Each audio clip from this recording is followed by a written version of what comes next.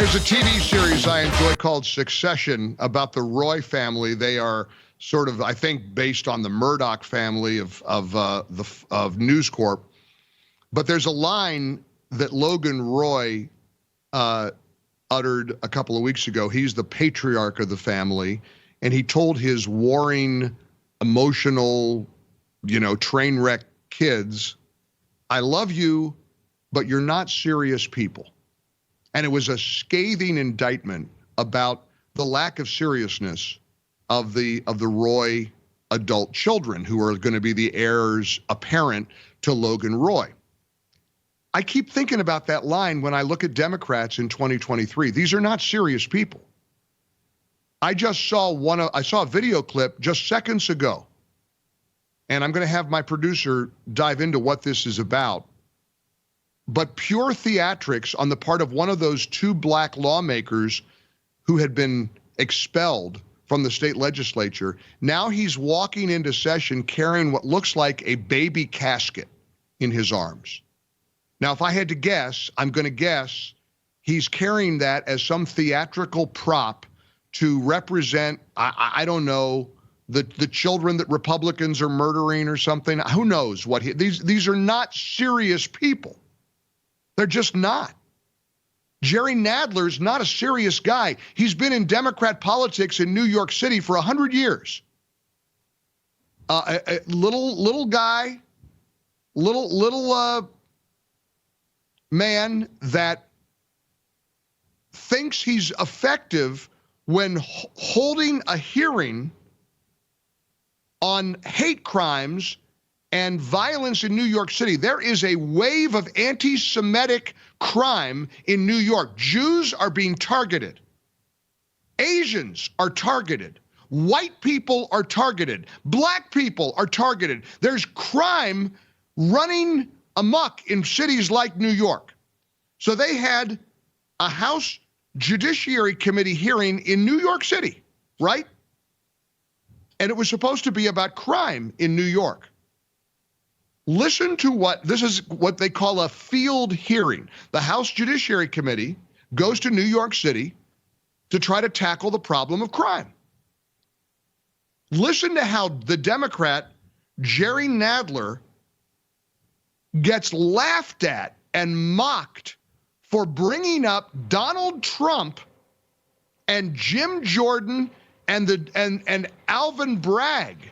This clip is astounding, and it shows how even New Yorkers have had it with these unserious Democrats like Jerry Nadler.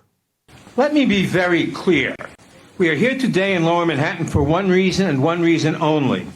The chairman is doing the bidding of Donald Trump.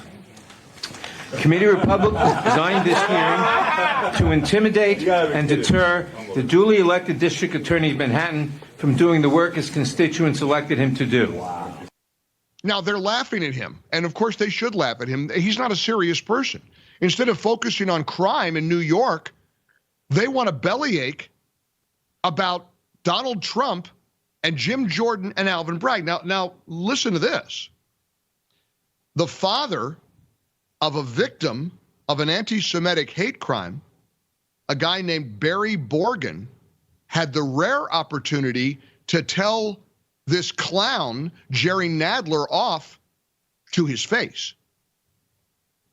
When my son got beaten up by these 6 individuals, we heard from many politicians. But I must quote Mayor Adams or the candidate, Governor Hochul, I must take notice with Mr. Nadler. You're a Jewish New Yorker. I called your office numerous times. I called Mr. Schumer's office, another Jewish New Yorker, numerous times. No one called us back. Neither one of you came out of statement on my son's incident. Okay? You're a Jewish New Yorker. You have Jewish roots here. Behavior like this enables D.A. Bragg to just do whatever he wants to do. If you guys would have come out with a statement from Washington and said we condemn this beating to Mr. Borgen's son, we condemned we condemn this act. Maybe Mr. Bragg would have taken this case a little more seriously, and I call you out on it. And most of my friends, I am so disheartened with you and Mr. Schumer. You don't understand. Wow, that's good. That's tremendous that the father of a crime victim can call out one of these loony leftists, and they are loony. I mean, they are. This is the craziest thing. For Democrats to pretend that crime isn't real and isn't happening is really remarkable, isn't it? How do you explain it? I mean, Lori Lightfoot got ousted by the voters of Chicago, but listen, don't take any comfort in that. She got replaced by somebody who's far worse. This Brandon Johnson makes her look like Mary Poppins. Here was Lori Lightfoot. Somehow CBS caught up with the former mayor of New York. Now, you've seen the video. Hundreds and hundreds of teenagers rioting and looting in the streets of Chicago over the weekend. 2 kids were shot, cars were smashed, people were terrorized. The video doesn't lie. It happened. Lori Lightfoot wants to pretend it didn't happen. And here's the thing. The mass majority of the young people that came downtown because it was a great weather and an opportunity to enjoy the city. That's absolutely entirely appropriate. There are a few that came with different intentions, and they have and they will be dealt with. But I'm not going to use your language, which I think is wrong, to say that is mayhem. It was wrong. It's wrong to call that mayhem. Have you seen the video of what they did in Chicago? And Lori Lightfoot says they were just there to enjoy the nice weather. You see, it was the weather that brought them to the Loop to start smashing car windows. You see what I mean about they're not serious people? How do you take somebody like that seriously? How do you do that? Oh, I think it's wrong to characterize it as mayhem. The vast majority of teenagers were enjoying the weather and they wanted to experience the city, because nothing screams experience the city like breaking in a few car windows or looting some stores. We're just experiencing the city. I see it in New York City. There's a lot of people experiencing the city. They go in with a garbage bag into the Duane Reade or the CVS and they clear the shelves and walk out and scream Black Lives Matter. I dare you to do anything about it. Some people go into the same drugstores every single day and shoplift thousands of dollars of material every day. And they're not doing anything about it, because they don't want to prosecute them. And when they say the quiet part out loud, when you get a glimpse into their psyche, how they really feel, you understand why Alvin Bragg doesn't want to prosecute criminals. You understand why Kim Foxx and all these radical whack job prosecutors will not prosecute criminals. They think it's justified.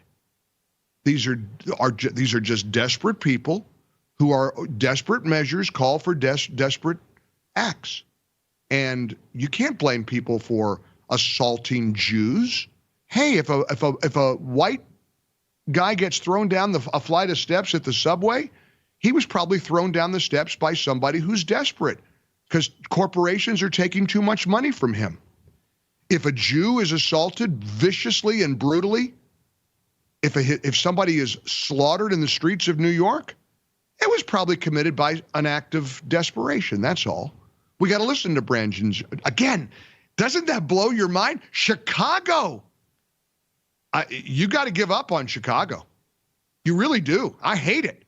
I got to get Dan or Amy back on the show and find out what they're thinking about that guy being elected the mayor of Chicago. God help Chicago, Illinois. God help New York. God help San Francisco. God help all these big cities run by disastrous Democrats. But you know what the big poker tell is? You know what the giveaway is? They're literally pretending that the crime isn't real. Don't believe your lying eyes.